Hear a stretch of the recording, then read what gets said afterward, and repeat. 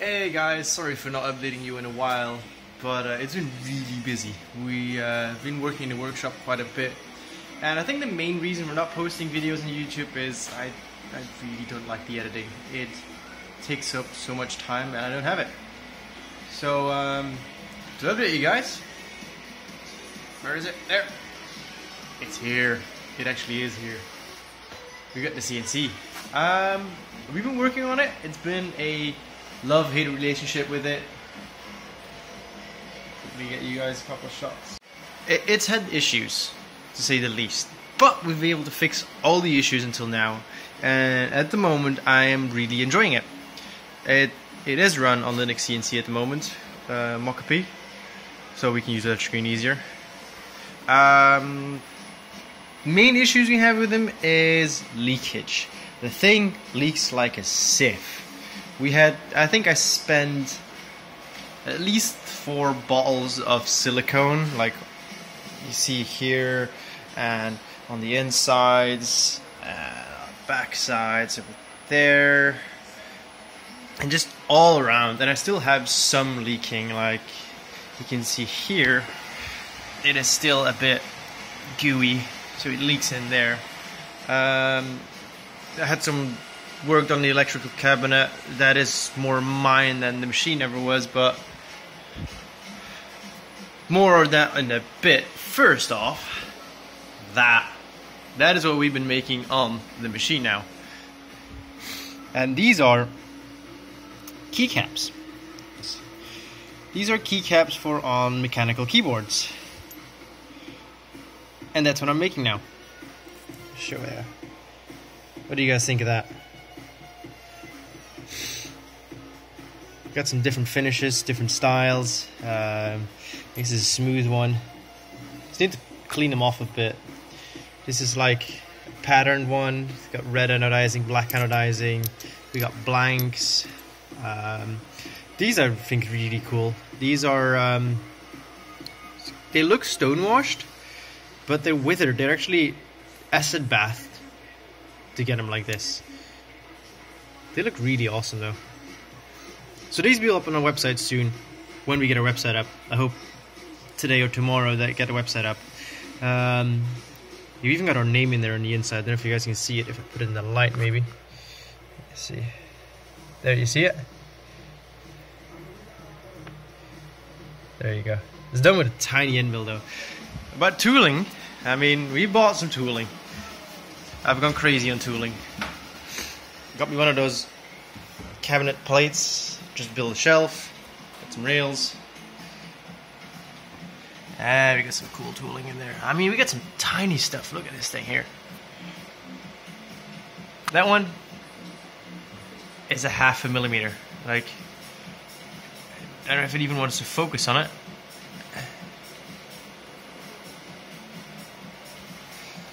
But that's tiny. So, I actually have never broken this one. These tiny tools here, I've never broken them. So this thing is kicking ass on that part. Accuracy, this thing is awesome. I'm not having too much problems in that part. Most of the problems are, I think, my issues, that I programmed stuff wrong or did stuff wrong. Actually rigid tap with this thing as well. All these M6 holes, all rigid tapped. I think at the moment I've got an M3, I even have the M6 in, let me check, yeah. M6, and this is not a tapping holder, this is tapping collet on a solid holder. Same with the M3. So this machine does rigid tapping really well.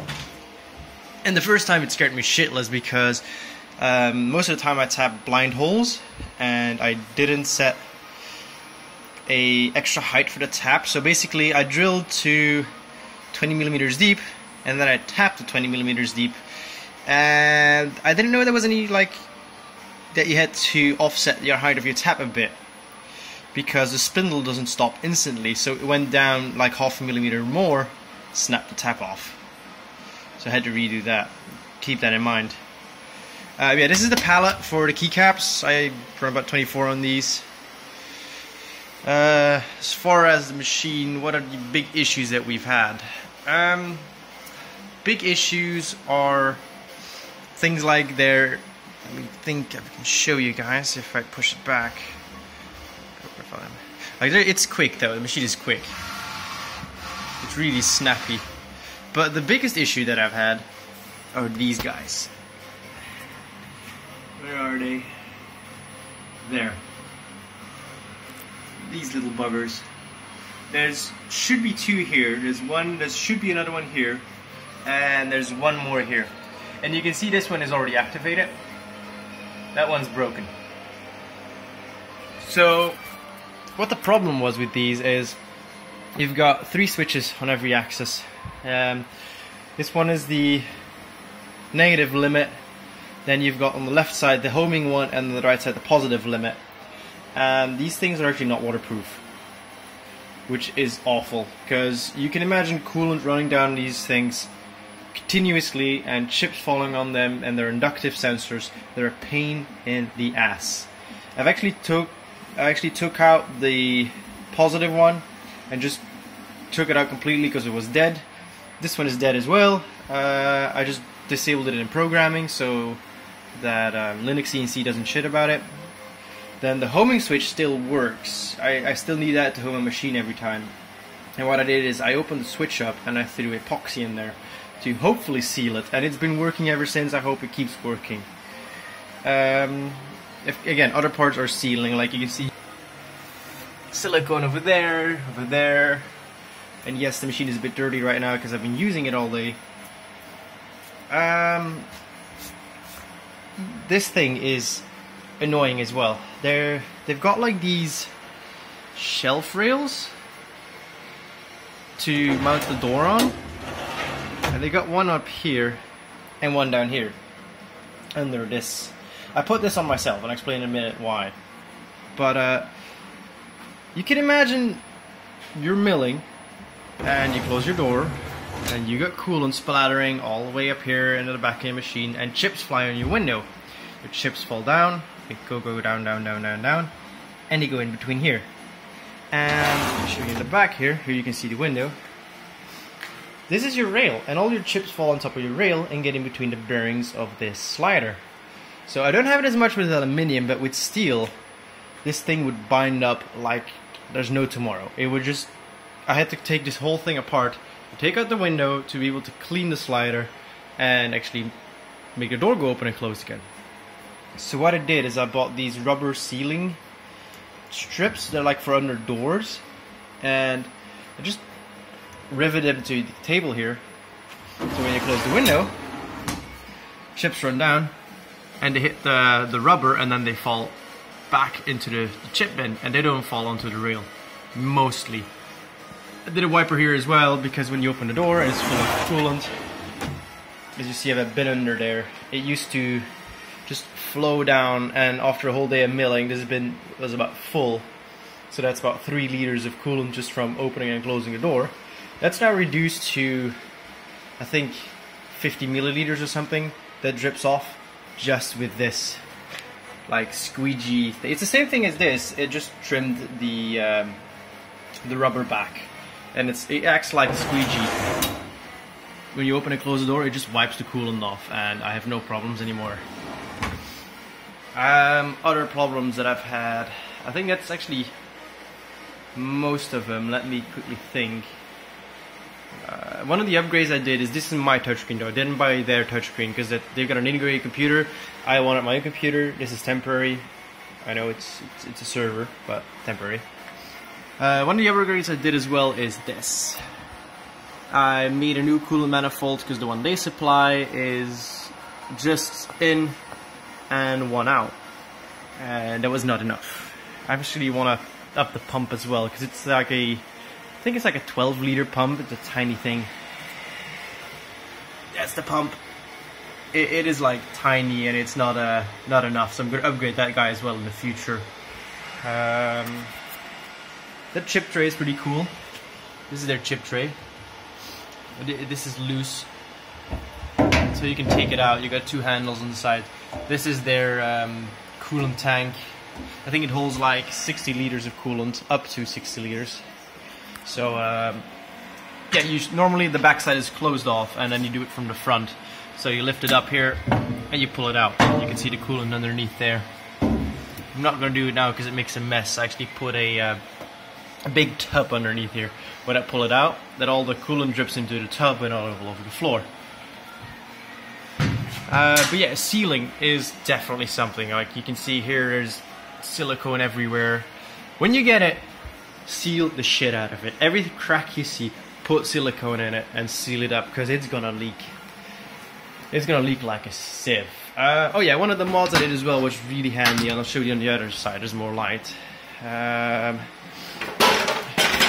They should have done this in the factory, and I told the guys that sell this as well.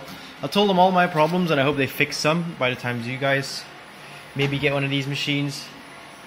But you can imagine these are the doors. They've got nice swing doors, which is great. Coolant flows onto them, drips down, and it should hit one of these seals. Now these seals are not waterproof. Well, they're not supposed to be submerged basically. So like puddles fill up in here between the window and the seal, and it slowly drips through. Now these holes didn't used to be here, so after a while this whole thing would overflow and the coolant would flow on the outside of the machine case and just flow down. So just drill a couple of holes here. That fixed that problem straight off. One of the other things I wasn't happy with is cabling is messy. I completely redid this electrical cabinet, not because I had to, but because I wanted it to.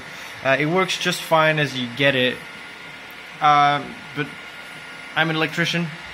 I just like all of my cabling and my electronics base to be clean, neatly serviceable, and accessible, and it definitely was not in that case.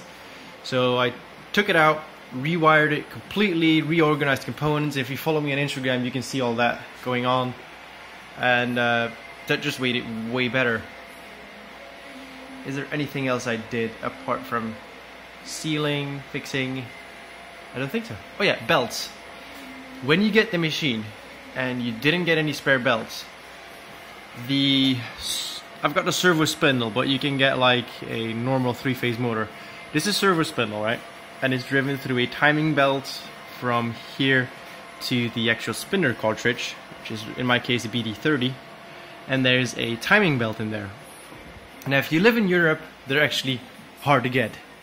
So I broke mine because of my spindle going with a face mill with a big 60mm straight into my vise. It dead stopped the spindle cartridge, but the motor just kept on turning and just snapped the belt in half.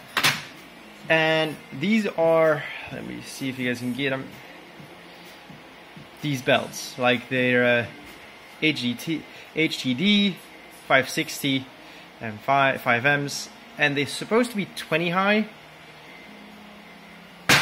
I could only find 15 high, and that works, but they're not as strong as the 20mm high ones.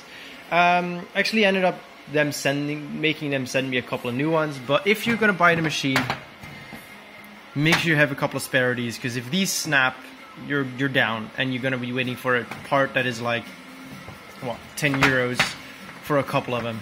As you can see, I've got like a 50mm one, and I've got a 20mm couples.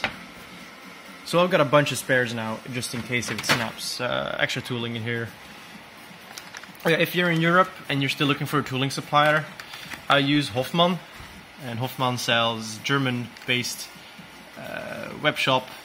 They sell Garant and they sell Holex, which is actually really nice tooling. I really enjoy their tooling. They're affordable. They don't have everything. They don't have as much of titanium cutting, but they've got everything from plastic to steel to aluminium to high-grade alloys, hardened steel cutters, and they do have titanium cutters, but not as much as I would like. But yeah, good tooling company. If you are in Europe and you're still looking for a tool up, that's where I went. They're not super cheap, but they're okay, and they're good tools. So I hope you guys enjoyed that quick update. Definitely check me out on Instagram. I'll be posting way more of these guys here, and I hope you guys enjoyed. See you next time.